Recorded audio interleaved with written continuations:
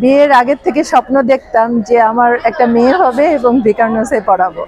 আল্লাহ আমাকে সেই তৌফিক মানে সেই মনের বাসনাটা পূর্ণ করে দিয়েছে, আমার মেয়ে দিছে এবং মেয়ে ভিকারুননিসায় পড়ছে।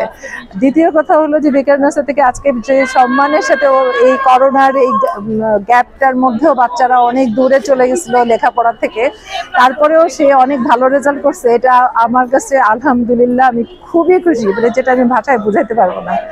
আমার অনেক সাকসেস এটা আমার কাছে, যে আমি যে স্বপ্ন দেখতাম যে আমার একটা মেয়ে হবে, আমি ভিকারুননিসায় পড়াবো, আর সেই মেয়ে এত ভালো রেজাল্ট করতেছে, এটা আমার অনেক পাওয়া। আমি অনেক খুশি ভিকারুননিসার উপরে, এবং আল্লাহ যেন ওকে সেই তৌফিক দান। আমি একটা স্বপ্ন নিয়ে ওকে পৃথিবীতে নিয়ে আসছিলাম যে ও অনেক নাম করা কিছু হবে বা অনেক ভালো জায়গায় থাকবে, তো সেই স্বপ্ন মনে হয় আল্লাহ একটু একটু করে পূরণ করতেছে, ভবিষ্যতে আরো ভালো রেজাল্ট করবে। আমি যেগুলো করতে পারি নাই সেই দুঃখগুলোর জন্যই আমি চাইতাম যে আমার আল্লাহ যেন আমাকে মেয়ে দেয় এবং আমি সেই জিনিসগুলো ওকে শেখাবো। তো আমি ওদেরকে কোরআন শরীফ পড়ানো থেকে শুরু করে, নামাজ থেকে শুরু করে, গান, কবিতা, দেন গিটার, কিবোর্ড, সবকিছুই, হ্যাঁ, ক্যারাট থেকে শুরু করে সাঁতার, সবকিছুই শিখিয়েছি। এখন কোন দিকে ক্লিক করবে আমি জানি না, সামহাও কোনো দিকে না কোনো দিকে অবশ্যই ক্লিক করবে, এই আমার বিশ্বাস, কারণ আমি অনেক স্বপ্ন দেখে ওকে পৃথিবীতে আনছি।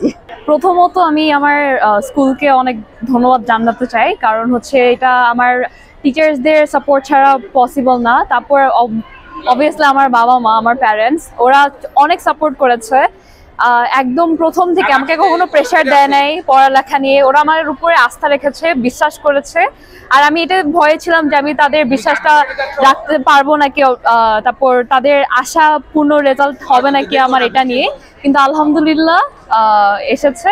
আর এটাই আমার পড়ার সময় যে সাপোর্টটা, আমার আম্মু হচ্ছে আসলে বাসায় খুবই কম থাকে কারণ সে কাজ করে, কিন্তু যখনই থাকে তখনই অনেকের বাবা মা বলে যে হচ্ছে তোমাকে ভালো রেজাল্ট করতে হবে, প্রথম হতে হবে। আমাকে কখনো এই প্রেশারটা দেওয়া হয়নি। আমি যে রেজাল্টটাই করেছি না কেন পুরো বছরে ওরা ওটা নিয়ে খুশি ছিল। আর এটা কিন্তু একটা মেন্টাল পিসেরও একটা ব্যাপার, যে আপনার প্যারেন্টস যদি আপনার উপর আস্থা রাখে, আপনি অনেক আগিয়ে যেতে পারবেন। আর যদি প্রেশারটা না থাকে তাহলে আরো রিল্যাক্সলি সবকিছু ভালো করে করতে পারবেন। হ্যাঁ, আমার হলো যেহেতু আমি আমার দিক থেকে যে আমি যে স্বপ্নটা দেখে আমার দুই কন্যাই অনেক ভালো রেজাল্ট করছে আল্লাহর রহমতে। ওয়ালটন এখন দেশের সীমানা পেরিয়ে পৌঁছে গিয়েছে 50টিরও বেশি দেশে। ওয়ালটন, ঘরে ঘরে বিশ্বজুড়ে।